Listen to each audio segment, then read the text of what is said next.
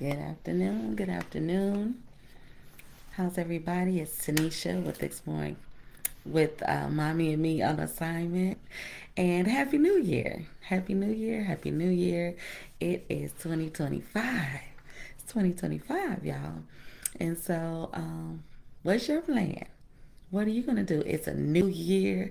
Sometimes we go into the new year, it's like new year, new me, new this, new that. And I think I close out the year with new. So, like a new mindset, a new approach. And I'm happy with that. I'm thankful for a new year.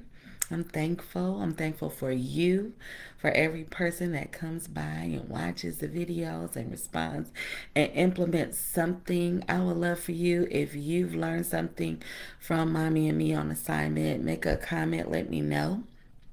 I would love to hear from you. I would love to hear from you.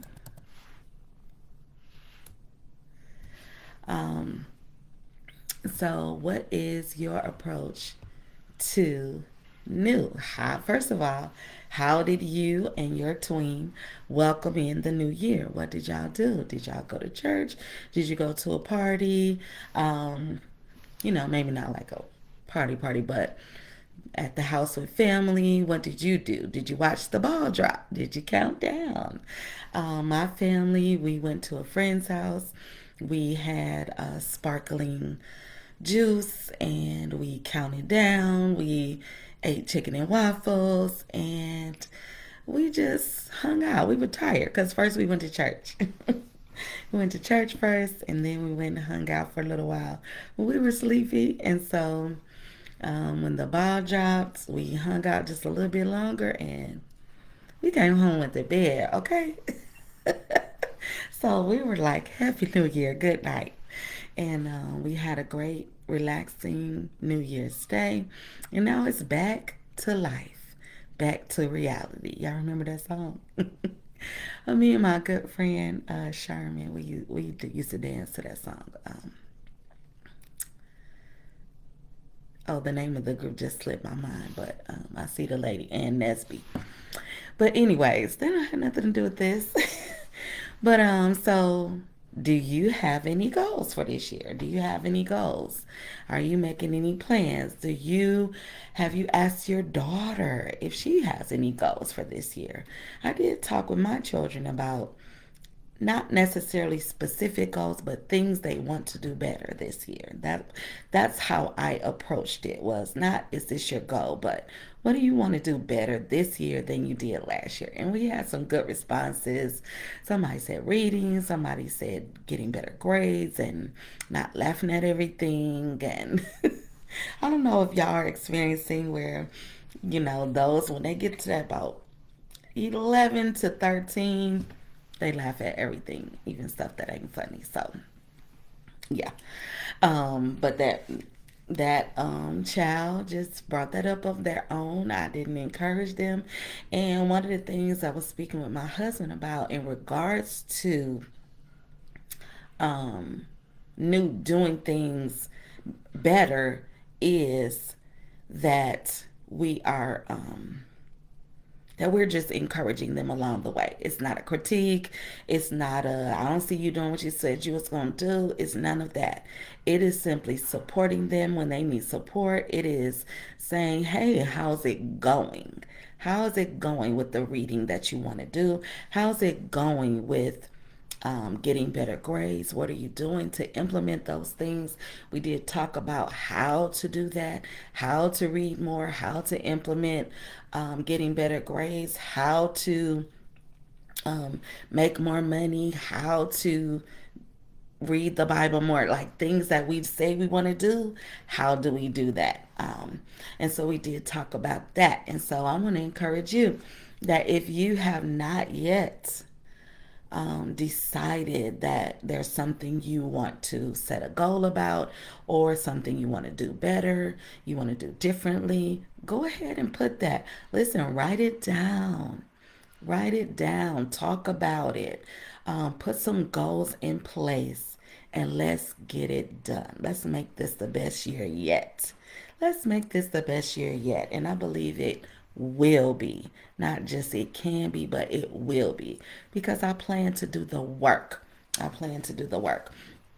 And so when we are, sometimes it can be overwhelming starting a new year because I feel like the world has an expectation like, do this, make some resolutions or whatever. I'm not really a resolution type person, but I will say that I decided this year that some things I want to focus on. And I am in the process of setting up a strategy to how do I achieve these things? How do I do it? And so I just want to encourage you that if you are planning to do something new, do something better, make a plan. The Bible tells us to write the vision and make it plain. That means write some things down. I talked in this another group about this. Get a journal. Get a journal. Get a journal. This one just has blank pages. It doesn't have anything special in it. It's just blank pages. So you can write the way you want to write. And so I want to encourage you to go ahead and do that. Write the vision and make it plain. And so as we enter into this time, I want to offer you three approaches, three ways to approach newness in 2025 as a mom of a tween daughter. Number one, have adventures together. As a mom of a tween daughter, have some adventures. Do some things maybe you never done before, or try out a new recipe, try to learn a task, a skill, try to learn a skill, but do it together, mom. Do it together. If you guys are into crafting, or maybe your child is into crafting, but you're not, maybe there's some sort of craft that you can do together. And it's simple enough that it isn't overwhelming for you, but it is engaging enough that she is excited about it. Okay. So, number one, have adventures together. Have some adventures. Do something together. The objective is to do it together, right? So that you're creating time together, you're creating opportunity, you're creating new things together. You're going to learn about her because while you're doing this, you're going to learn and you're going to see the way that she thinks about things. You're going to see how she approaches a task. You're going to learn about her. And hopefully, you're going to share some things about yourself in the process. The other thing, number two, so number one is have some adventures together. Number two, ways to approach newness is have uncomfortable conversations. Sometimes we want to talk to our children about things. We don't want to make them upset. We don't want to be upset. But there's not an easy way to approach it. And so just sit down and say, I would like to talk to you about something. It's not an easy conversation, but I do think it's important. Okay? I have something I want to talk to you about. It's not an easy conversation. However, I think it's important. Let's talk about it. As our daughters grow, we are going to have some courageous conversations, as my friend says. Courageous conversations, which means it might make them uncomfortable. It might make you uncomfortable, but it's necessary. We need to have conversations about our menstrual cycle. We need to have conversations about our hygiene. We need to have conversations about boys and girls and their interactions. We need to have conversations about behavior and what's acceptable and what's not. We need to have conversations about boundaries, how to set them and how to keep them intact.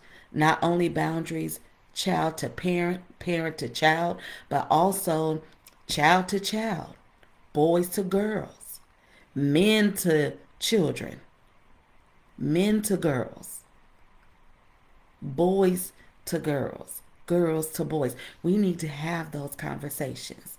And we don't need to wait until it starts happening before we talk about it. So, mom, I'm encouraging you, have some courageous conversations. And our last approach to newness, our last way to approach newness is show appreciation. Show appreciation for what was done well in 2024, what was done well, what was done well in school, what was done well if your child's involved in sports or some sort of artistic, arts program, singing or music, band or orchestra or whatever it is, photography, whatever it is that your child is involved in. Be involved in that and show some appreciation. All right. So, three ways you can approach newness this year, 2025, is have some adventures with your tween, have some courageous conversations, and also show some appreciation. Listen, I want you to let me know if you choose to implement any of these three things. Come back to this post and let me know what you were able to implement and how did it turn out. And if you have a desire to build your skills as a mom of a tween daughter, I would love to connect with you.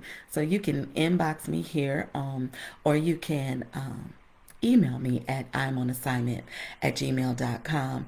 I'm Tanisha Carroll. This is Mommy and Me on Assignment. We're here to rethink madness, and I hope and thank you for coming to be with me here on this new year, this first full week of 2025. And I look forward to connecting with you again soon.